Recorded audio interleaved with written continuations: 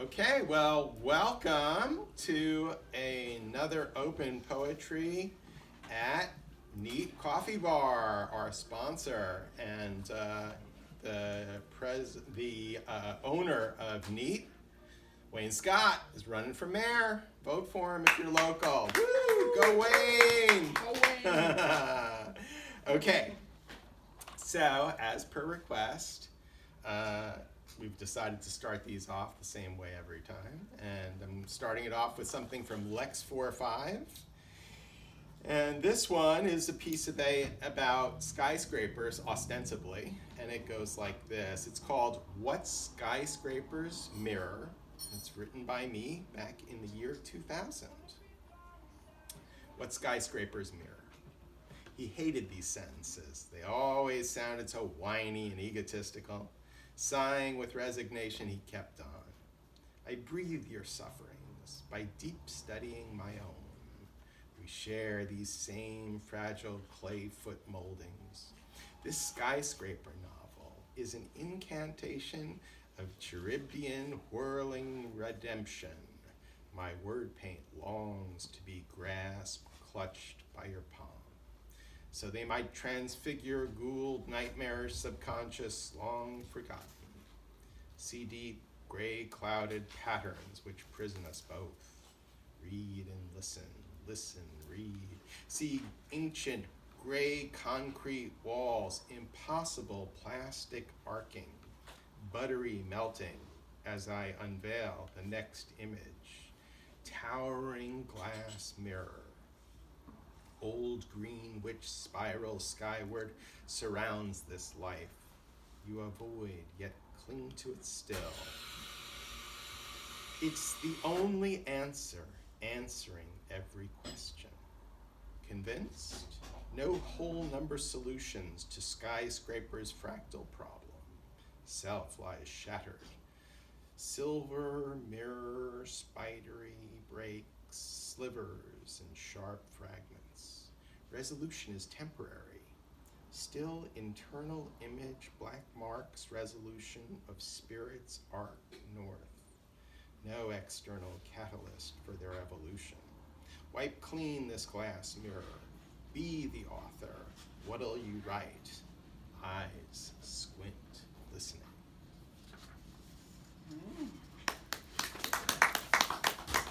Thanks. Okay, and as always, we have some poets that are not local that we are honoring here tonight, reading their work. And I'm starting with one of my favorites, John Chesterton from Australia, who's actually an Englishman living in Australia. And he wrote one called Chrysanthemums, and it goes like this. They cannot hide her nervous grin. There's something to be said for quiet observation, if one can hold the pose without objection.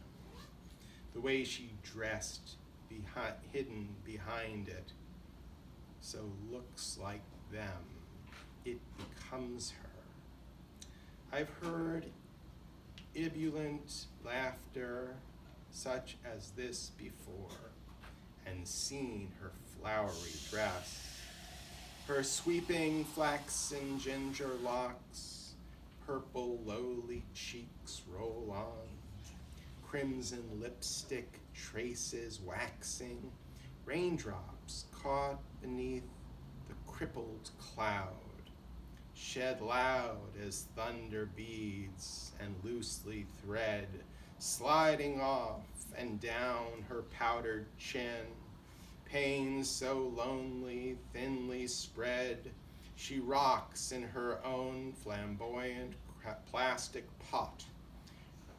Chrysanthemums in bloom, a floriad of matter and percussion, strings and bottle penetrating the privacy of my thoughts, from across the hollow cafe floor, back and forth, the trill and throttle in every pause, the clang and clatter of every clause, the midday possum proud.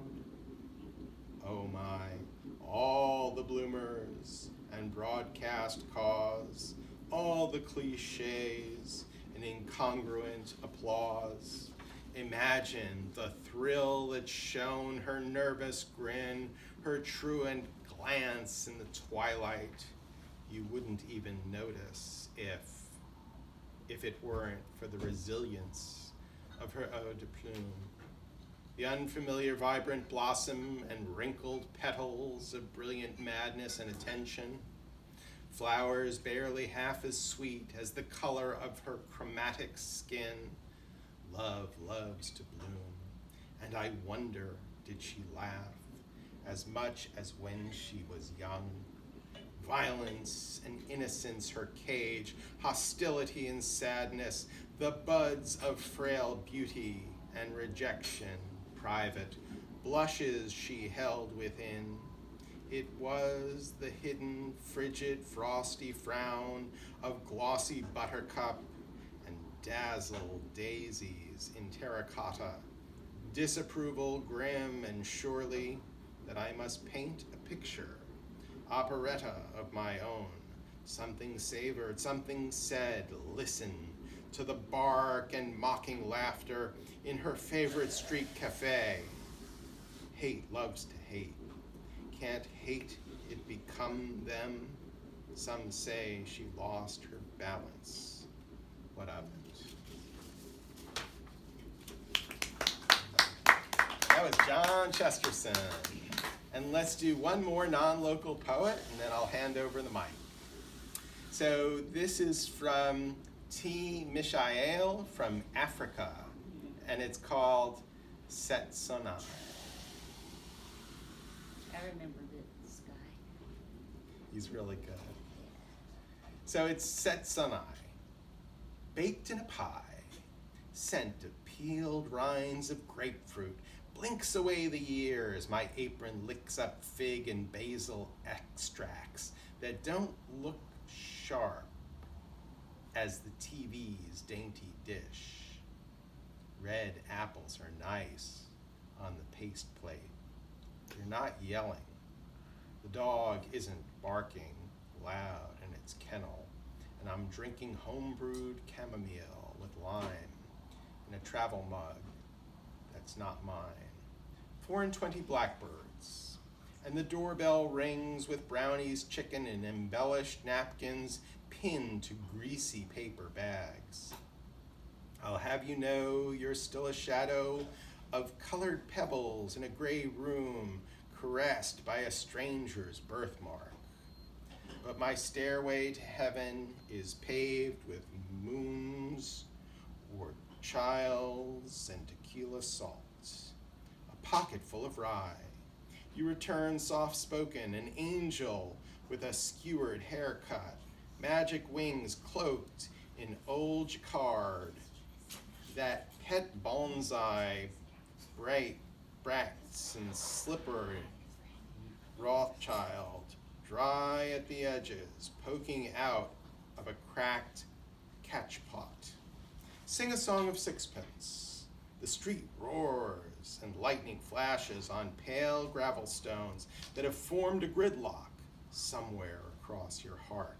And suddenly my lukewarm latte skin is a slaughterhouse of words carved with scraped knives and aftershocks of a waning lullaby. All right. Nanda? And? You go first. You want me to read? Sure. I'm still not quite comfortable. I have to work up my confidence to get up. I've never done this before. I've done it here, 2 or maybe 3 times? Yeah. And that's it. Yeah, we never know. So, Okay, this one is from Bernadette Newton from Sydney, Australia, and it's called The Joker. 1. Meditating on medication. The water runs down his cheek, his desolation encompassed by a pothole turned into a sinkhole, which swallows him whole.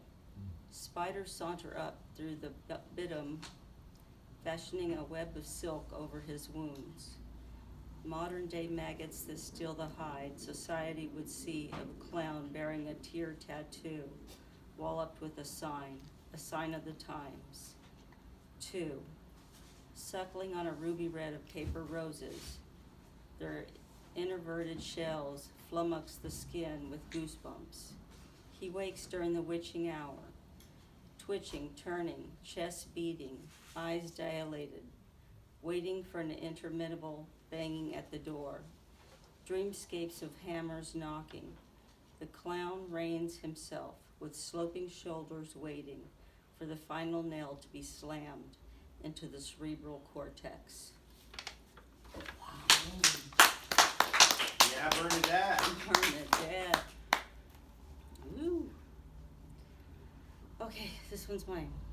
I gotta get over that one. That was good. Okay, this is called Unbroken Lines.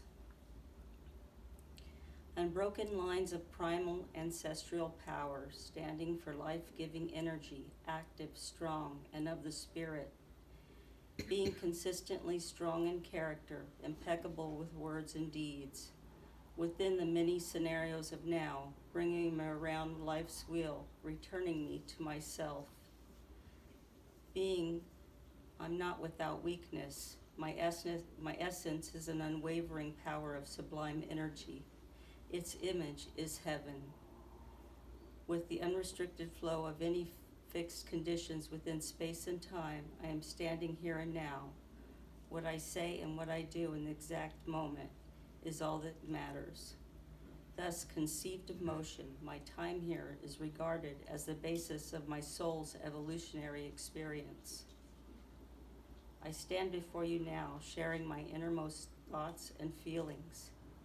Here for but a moment, for soon I'll be beaming with those twinkling stars, and in just the blink of an eye, I shall return to them, sharing all that I've learned, loved, cried, and celebrated in the many ups and downs.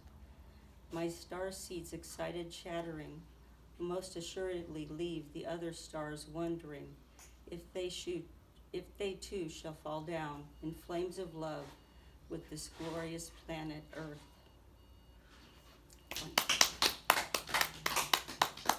Favorites. Yours I can kind of understand. A lot of poetry, I sit here and go, what? Huh? I don't get it. I don't. Mine is very simple, very straightforward. Are you There's ready? no confusion. Are you ready? Ready, Ann? I'm ready, yeah. Awesome.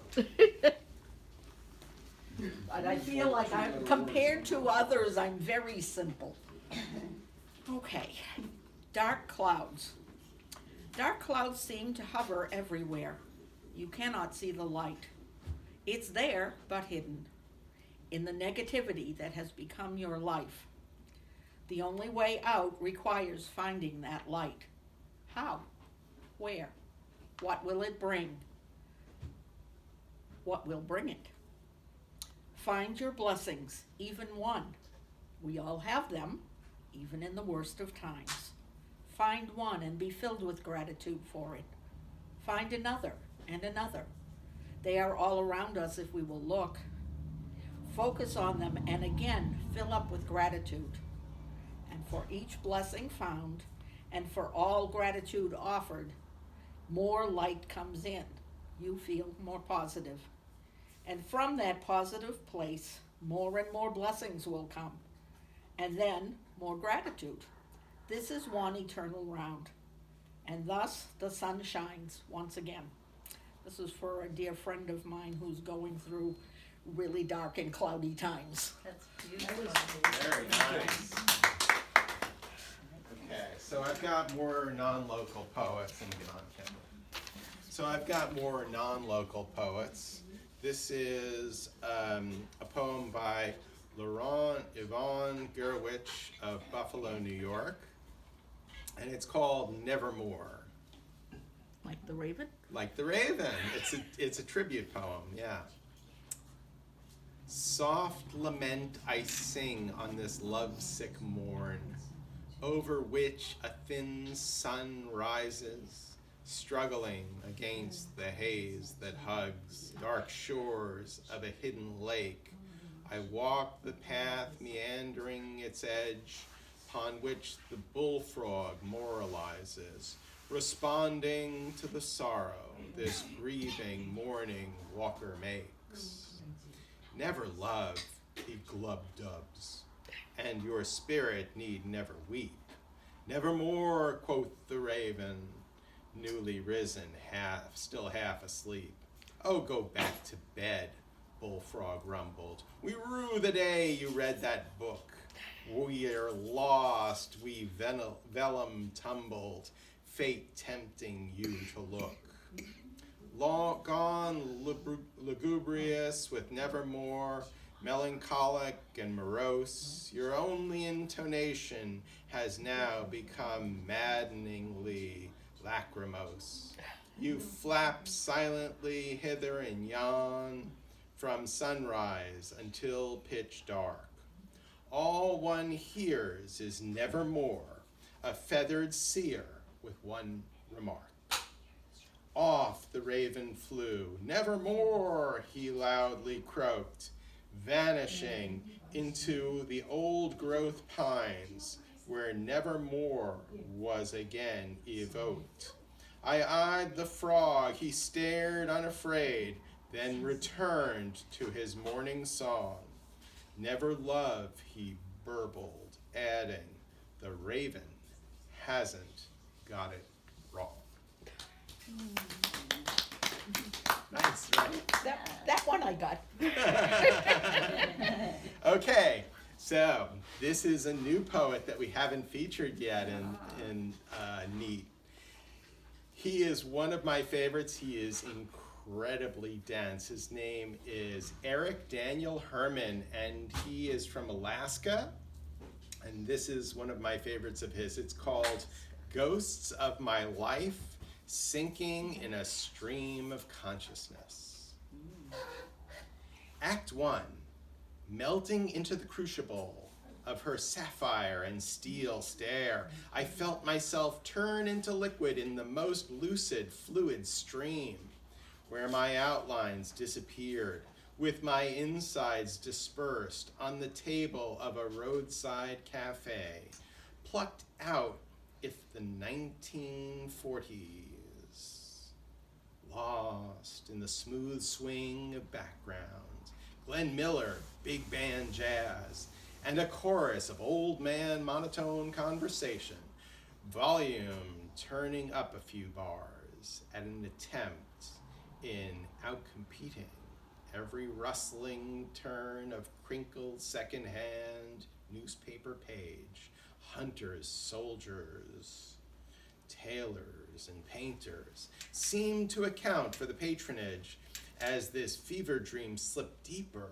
into the uncanny valley of out-of-place strange, only for my surreal thoughts, a mirror of perception, to jolt back into this distant reality as an elderly woman dressed in wartime threads started shouting, "This is a trap! We are in the void of nothingness." I jumped, throwing the contents of my wallet, paper, and metal onto the table, and in brisk strides ran towards the door, exhausted by the entire diner scene, best described as the entanglement of Edward Hopper smashed into Rene Magritte within the Hadron Collider. Act 2. Lying on his back in the lecturing hall with powdered speed running through his veins, the bass of jungle drumming in his ears, rousing and hypnotic dizzying of fanged pneumonia, our Nietzsche launched off of the Icarus runway, rocketing headlong towards the sun, too soon, too young. Burnt up into a crust before he fell, crashing down on the beige coatland. Rising beyond a falling dusk, The owl of Minerva spreads Athena's wings in apricot shades. Hooray, the veil of gray is torn through, and the eyesore tones are washed away. Facing an empty fridge while scrounging around for a meal, will the rolling stone find freedom down the hill as the blonde ghost drifts off to sleep? Act 3. Under the blooming shades of a sweet lemon wax, floating along a wake of seagulls as waves crashed into a glistening shore, before the alabaster spume was drawn with the tide, sinking alongside my final breath, beyond the horizon and below the bottomless depths of an ocean, too vast for the rediscovery of that gold, cast asunder, lost overboard on our voyage, embarked at Dublin, docking in Brisbane, now stepping onto the jetty. I felt the weight, heart plundered, setting off the motion of my earwig Wunderkund sinking. What's that word again? Some German, I don't speak. That would really sound good if I was high. He mentions amphetamines in there somewhere. That's cool. Not saying anything, but okay. So this next one is another one by Stephen Wiesenthal of New York City. It's written for his grandmother. It says, "To my grandmother," and it's called Singer. I should have kept the damn thing, just for the memory of your wrinkled hands, your wedding band, Nano's cushioned seat, a gold tawny next to it, your foot pedaling that brought the warm, cozy, industrial hymn. I should have kept the lovely thing, instead of having to shovel up a mind's memory of your curled fingers on its arm, the others turning a balance wheel before you, and they made the machine sing. I should have kept the dinged thing, even with all its scars, its dents and nicks, its patterned bed and spool string thread. The sellers call it patina now, as I hunt for a replica of the darn thing. I had the chance to take the elegant, charming thing, but a passing brings a rambling after death's unwanted, lousy sting, and I lacked the care and attention to what might be treasured one day again. I should have kept the beautiful thing, not that many use them anymore, not that they're extinct. Perhaps I'd showcase it as an antique, recall the lessons or vision the views of your mending careen, give it a go and try the technique. I should have kept the dear, homey, oaken, iron thing with Victorian trim. Is this what we become after death? A reminiscence through something once used? For you, bone dust, an old sewing machine. I can picture a Singer sewing machine with all the decor that was on it. Yep, With I a have one. With a truddle. yep, right, I've yeah. got one. It My was mother my had one of husband's, them it was too. his mother's. Yeah, my mother had one of them. Great, right? The Yeah. reason why I remember it is because I used to tell her all the time, I don't care, right? Whenever she'd say something to me and I didn't like it, I'd say, I don't care. So she sat me right down by that sewing machine. She said, I want you to say, I don't care until I tell you to stop. How long were you there? A little while.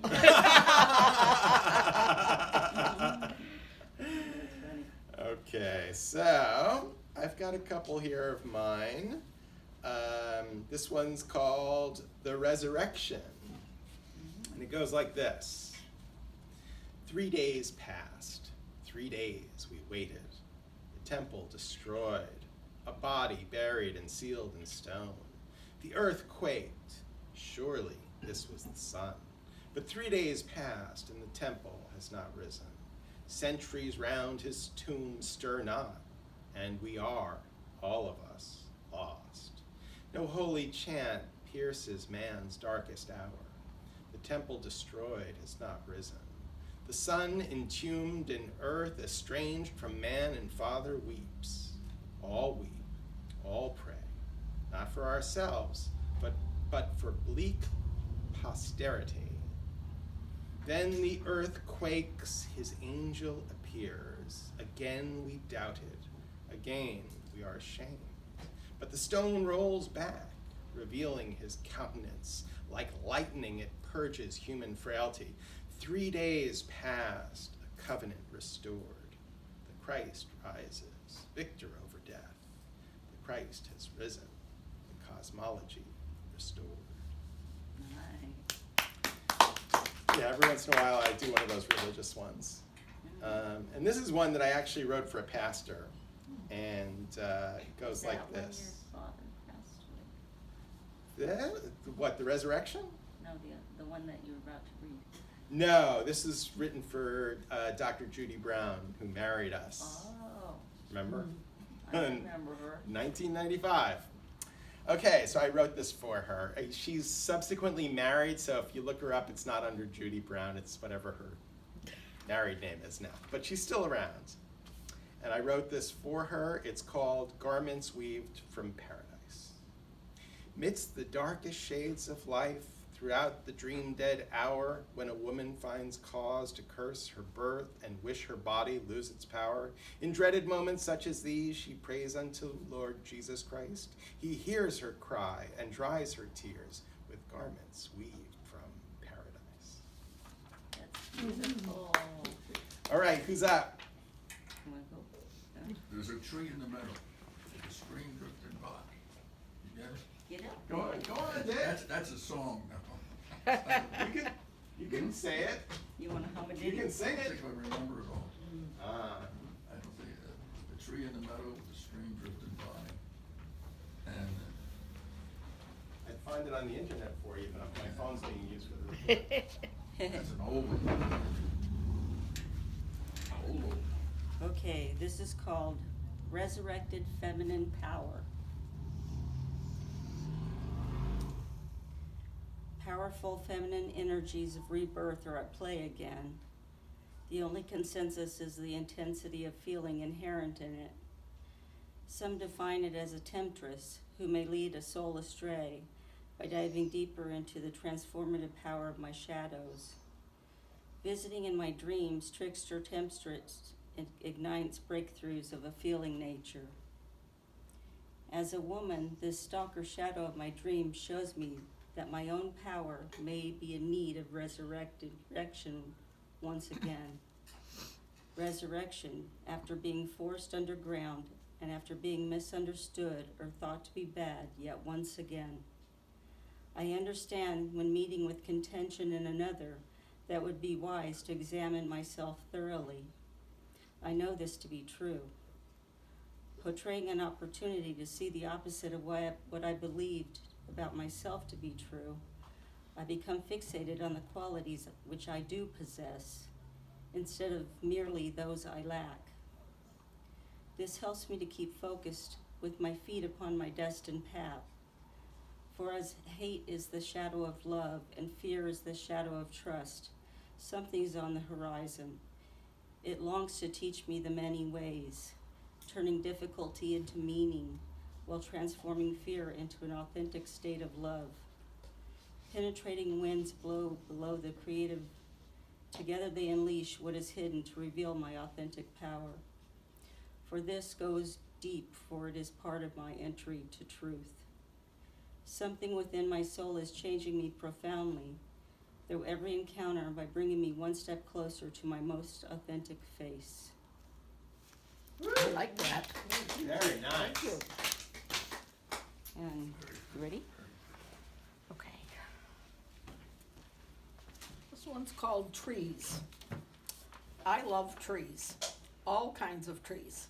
Gnarly, statuesque, conifers or leaved, flowering or not, green and full, naked limbs against the sun or bright blue sky, or with the moon behind. Trees are like people, each one unique and beautiful in its own way. In winter, the naked limbs dance against the glowering skies, or put on their angel clothes of the whitest snow and the sparkling of icy diamonds. In spring, they show their tiny buds, which bloom into softest green leaves and blossoms of the softest pastels, which soon carpet the grass below. In summer, many of those beautiful blossoms transform into luscious fruits or nuts, which soon, no, whoops, missed a line. So many kinds, so much goodness. And in fall, oh my, they are dressed in their finest array of red, golden, copper, yellow, and still much green. It is a season of beauty and sadness. I love trees. Nice. Nice. Thank you. Do you want to learn something? I got a little tiny short one if you want me to. Yeah, do. Do it. Peace and comfort. Peace and comfort come from knowing God's love and understanding, from feeling it deep inside you. Once you've found that, you've come home. You know He is there for you. And that, without a doubt, brings peace and comfort. Nice. Very nice. Thank you. Oh, I had that one and then the neat one. I don't know if I should do the neat Do something. one. Okay. Yeah, dead air. Do a dance. Well, this is the one that I wrote on my 5-year anniversary. It's called From Death to Birth and Around Again. Today I woke-y after 2 days in the pokey. 2 more breaths shook loose my debris-encased energy, returning me to a more open, childlike self. The day was beautiful. I sang in the shower and shook my groove playing over a plate of toast with coffee in hand, making googly eyes at my man and my 4-legged family. I feel good. I'm quoting James Brown because that's what he'd say whenever he was around. I'm alive, warrior I am. Met some wonderful young woman making ceramics at the store, sharing energy and knowledge and feelings galore. I spun them a yarn of red bow, a friend, an ally, a wise guy, eh? We laughed and he marched in a military style to pick me up. We got his favorite type of attention, then he took his mama home. Sitting in a circle, dog, cat, man, and I, nibbling apple slices and peanut butter from a spoon, I gratefully gaze around my home. I've never experienced this level of bliss. Happy anniversary and rebirth day. 5 years of learning who I am, and it doesn't get better than this. And we're learning every single day. That is true. It's very, very humbling. Okay, so I got some more here. Okay, so this is one I wrote back in 1991. It's called Deathlessness. The infernal music of words is playing again in his head. It's late, 3 a.m., saith the digital green glow.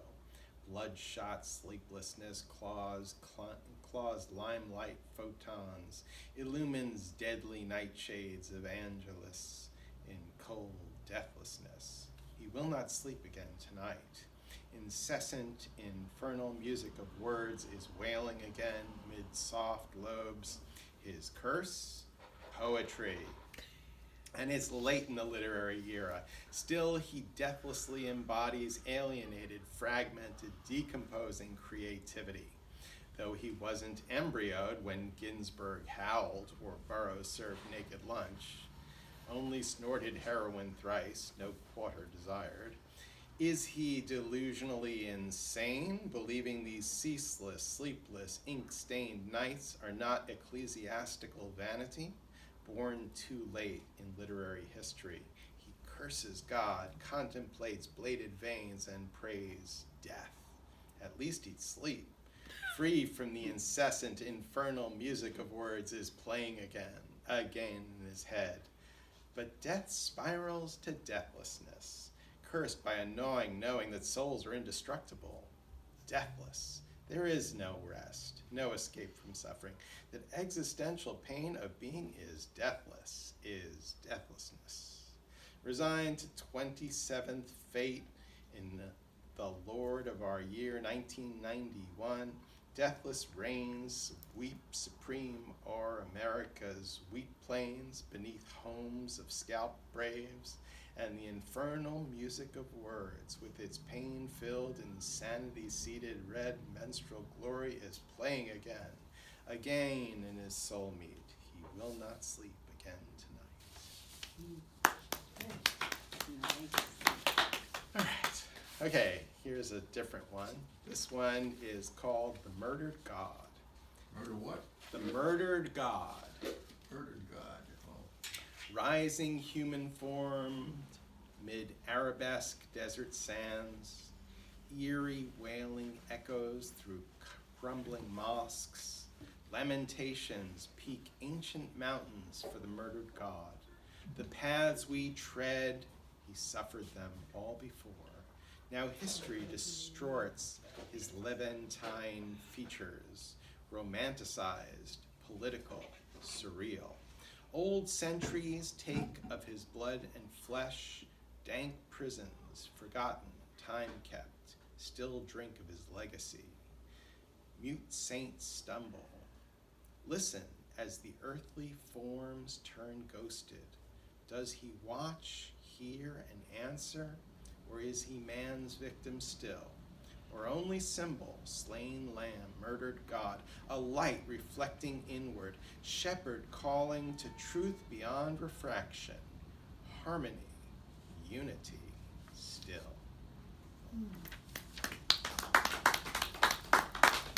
Okay. Okay, so these are some of the early ones from the 80s. They're all rhyming. All right. This is, okay, so let's start with one of the lighter ones and then we'll go heavy. Rhymey. Rhymey. Yeah. Okay, here goes this one. This is from 1987. A twisted turn of fate. There's an orb that paints black sky, but as we reach out to name it, in a twisted turn of fate, it morphs so we cannot claim it. And there's an orb whose colors lie between light and dark, arranging, mirroring nature and ourselves, who's constantly ever changing. But in a twisted turn of fate, the orb itself has vanished, and light and dark reflected once, now twisted up and banished.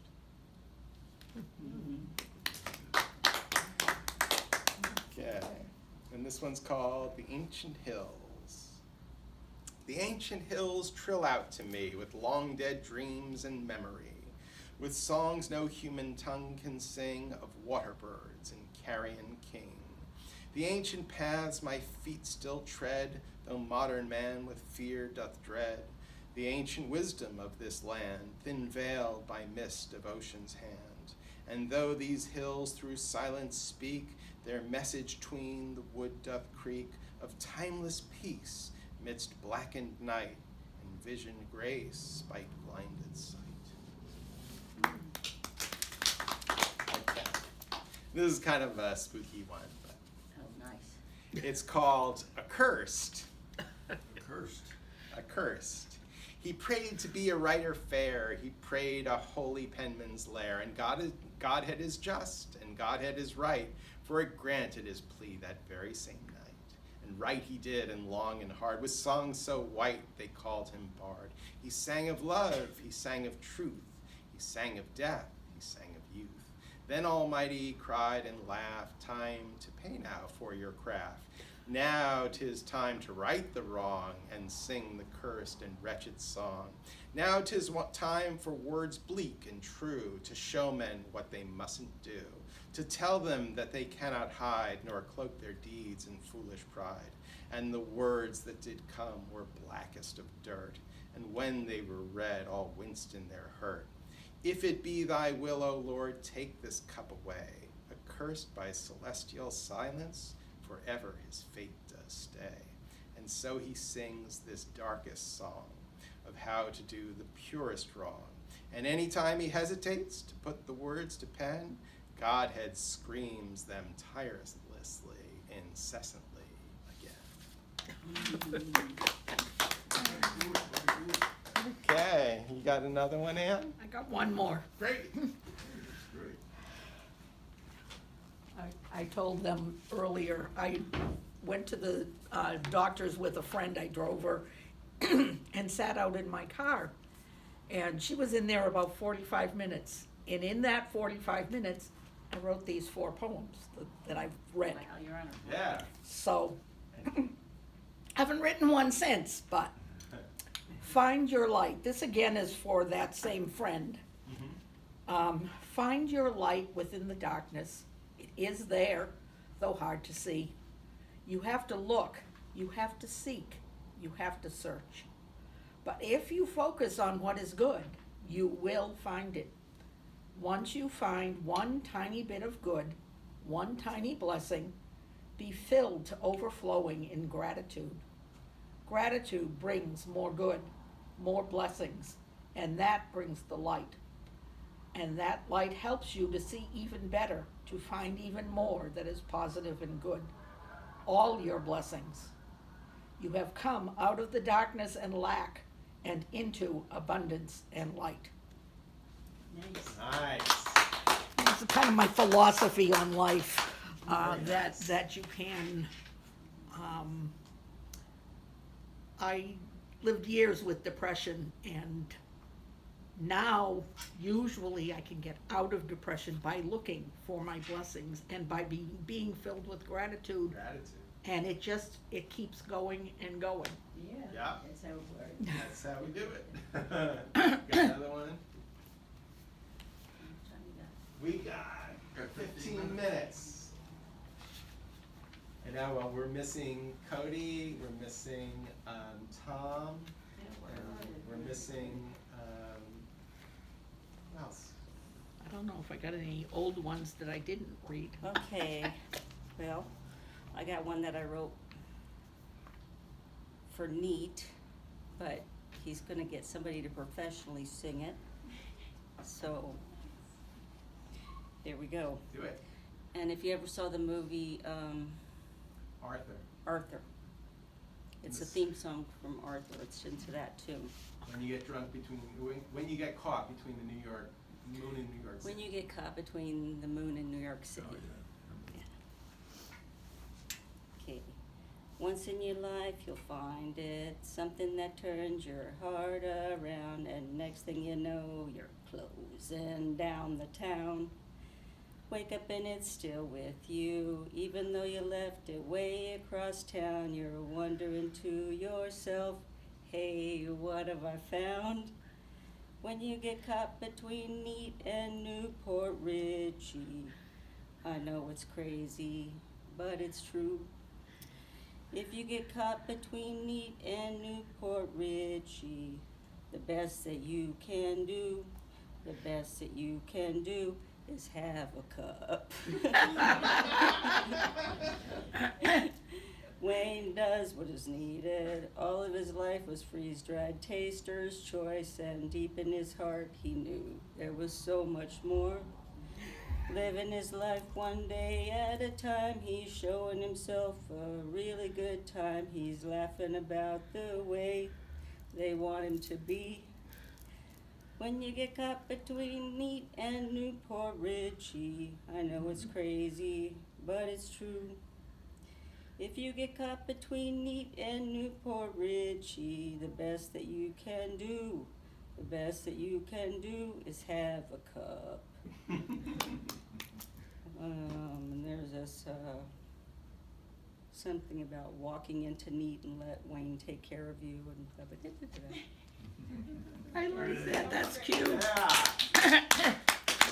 Anyway, it's a fun parody song, and he's gonna get somebody that can sing it. Yeah. Okay, so this one is kind of my go-to longer piece. So I performed this last in Brooklyn to 400 people during a poetry slam.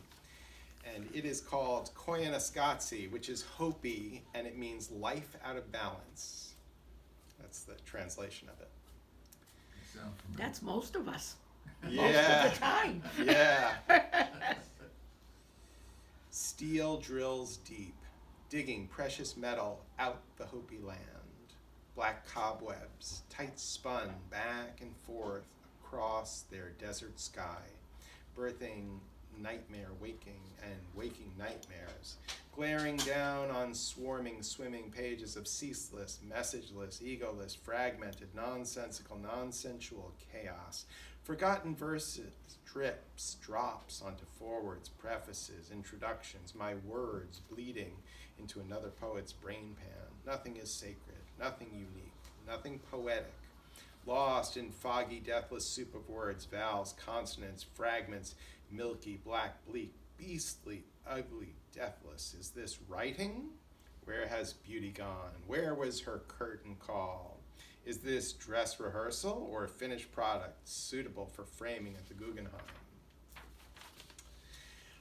Petrified like dead Brazilian hardwood, hewn by Amazonian exploiting multinational mother, fearing a container of ashes thrown from the sky, burning the lands, boiling the oceans as waking nightmares bleed on to settle down at 5 3/8.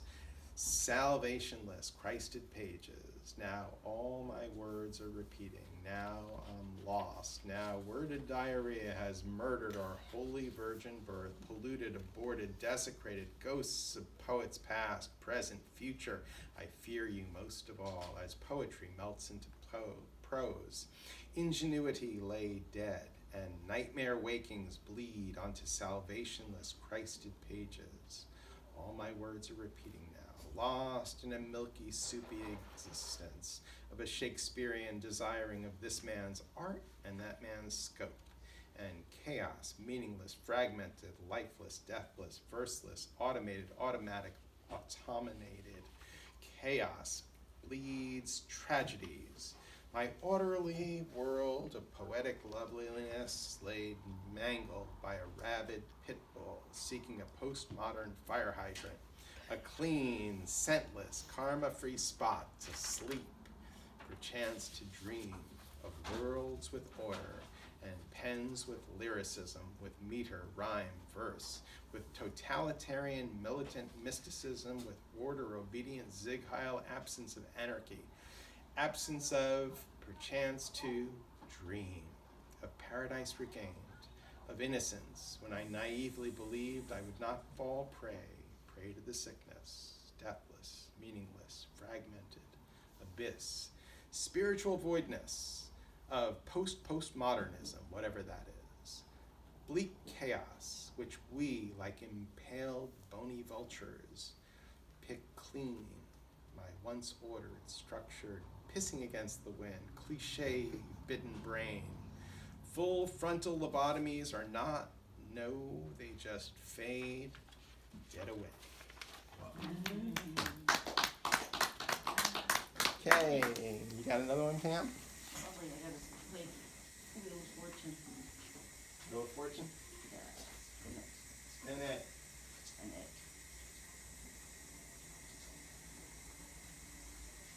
I know, I thought we would have Chelsea here.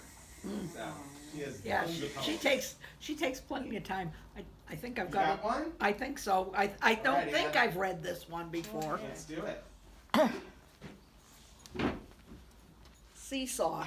My life is a seesaw. One moment I am up, filled with optimism and joy. The next I am down, overwhelmed with depression and pessimism. Why is this? It is the ever-present battle between good and evil. The closer we travel with Jesus and our Heavenly Father, the more we rise. When we allow Satan to intrude, the lower we fall. We must stay close to them in order to continue on our paths to live with them. We must banish Satan each and every time he tries to intrude. We must cling to the rod and to the hands of our Heavenly Father and Jesus. Only then are we safe and secure and on our way home. And now that I've started reading it, I know why I haven't read it here before. I don't usually read my most spiritual ones. Very nice. Thank you. Excellent. I suppose. I don't know. We'll see. Not sure what I'm about Well, I haven't read it in a long time. It's Yeah, I called- kinda didn't know what I was reading either until I got into it, but. It's called The Universe is Expanding. The universe is expanding, the shadow fades. You once promised me infinity. The universe is expanding, a minute, a moment. I am but a sordid tear. The universe is expanding, forgiveness, a flash, a moment, a forever, diverge, a child put to rest inside my soul. The universe is expanding, for as the hour draws near, we shall depart to forever shatter.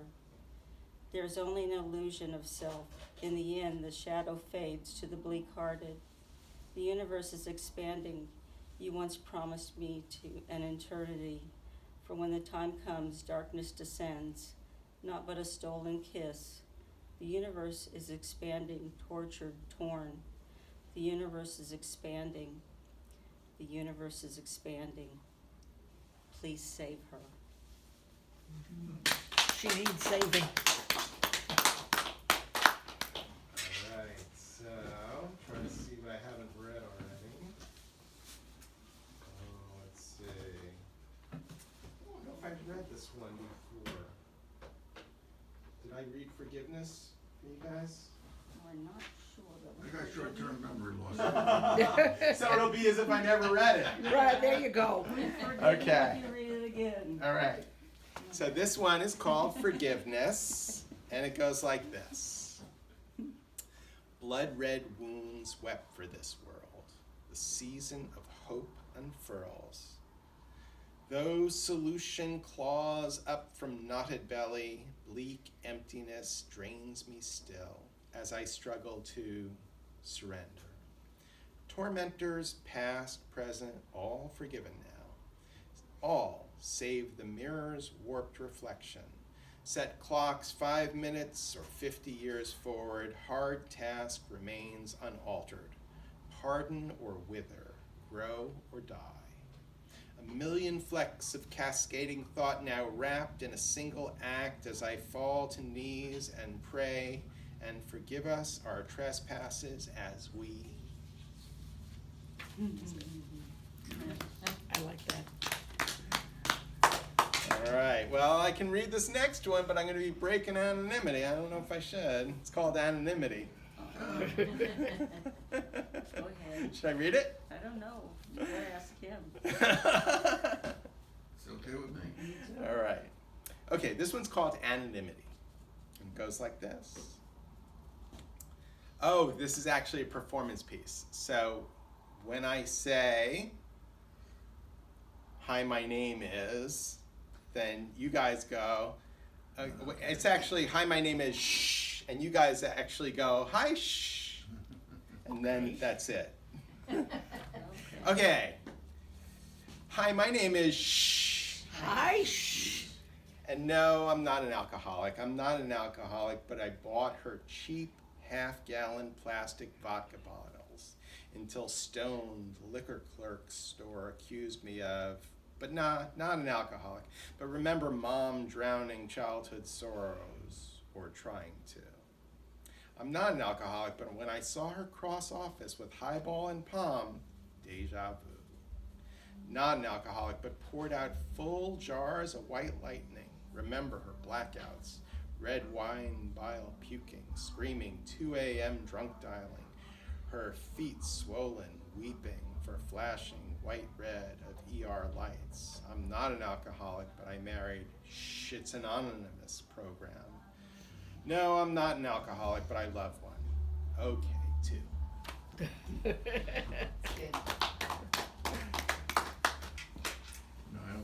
Denial.